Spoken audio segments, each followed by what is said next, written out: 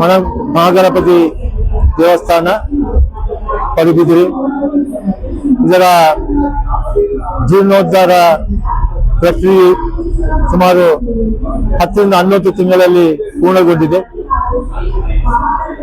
April 23ನೇ ತಾರೀಕಿನಿಂದ ಬ್ರಹ್ಮಕಲಶೋತ್ಸವ ಶುರುವಾಗಿದೆ. ಮೇ 4ನೇ ತಾರೀಕಿನವರೆಗೆ ಬ್ರಹ್ಮಕಲಶೋತ್ಸವ ನಡೆಯಲಿಕ್ಕೆ ಇದೆ. ಈ ಭಾಗದ ಈ ಊರಿನ ಹಾಗೆ ಪರವೂರಿನ ಪ್ರದೇಶದ ಎಲ್ಲ ಭಕ್ತರು ಈ ಬ್ರಹ್ಮಕಲಶೋತ್ಸವದಲ್ಲಿ ಭಾಗವಹಿಸಬೇಕು.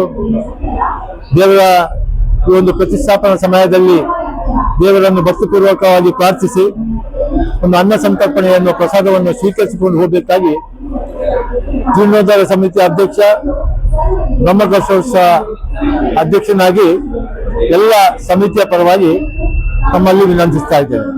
ಹಾಗೆ ನಾಳೆ 26ನೇ ತಾರೀಕು ಇದೇ ಊರಿನವರು ಡಾಕ್ಟರ್ ದೇವಪ್ರಸಾದ್ ಶೆಟ್ಟಿ ಅವರ ನೇತೃತ್ವದಲ್ಲಿ ಒಂದು ದೊಡ್ಡ ಮಟ್ಟದ ಹೊರೆಕಾಣಿಕೆ ನಡೆಯಲಿದೆ.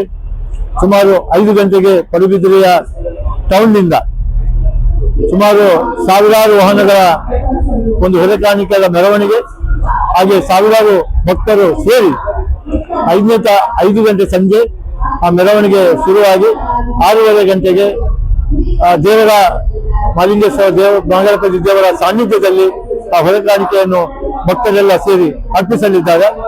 ಈ ಒಂದು ಕಾರ್ಯಕ್ರಮದಲ್ಲಿ ಕೂಡ ಎಲ್ಲ ಭಕ್ತರು ಭಾಗವಹಿಸಬೇಕಾಗಿ ತಮ್ಮಲ್ಲಿ ವಿನಂತಿಸ್ತಾ ಇದ್ದೇನೆ. ಇವಾಗಲೇ ಬಹಳ ಮಠಾಧೀಶರು ಬಂದರು, ಸ್ವಾಮೀಜಿಗಳು ಮಠಾಧೀಶರು ಬಂದರು, ಸಮಾಜದ ಮುಖಂಡರು ಬಂದರು, ಎಲ್ಲ ಉದ್ಯಮಿಗಳು ಬಂದರು, ಬಹಳಷ್ಟು ಜನ ಭಕ್ತರು ಊರು ಪರದೇಶದಿಂದ ಬಂದರು.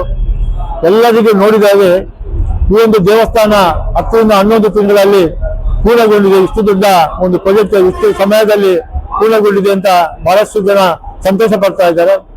ನಾನೊಬ್ಬ ಅಧ್ಯಕ್ಷನ ಖಾಲಿ ಹೆಸರಿಗೆ ಮಾತ್ರ, ನೇಮಕವಸ್ತು ಮಾತ್ರ, ಎಲ್ಲ ಭಕ್ತರು ಅವರ ಒಂದು ಸಹಕಾರದಿಂದ, ಆ ದೇವರ ಒಂದು ಕಾಣಿಕತೆಯಿಂದ, ಆ ದೇವರ ಪವಾಡ ಅಂತ ಹೇಳ್ಬೋದು, ಮಹಾಲಿಂಗೇಶ್ವರ ಮಹಾಗಣಪತಿಯ ಪವಾಡದಿಂದ ಬಹುಶಃ ಇದೊಂದು 10 ತಿಂಗಳು 11 ತಿಂಗಳಲ್ಲಿ ಈ ಕಾರ್ಯಕ್ರಮ ಪೂರ್ಣಗೊಂಡಿದೆ. ನಮಗೆಲ್ಲರಿಗೂ ಸಂತೋಷವಾಗಿದೆ ಅಂತ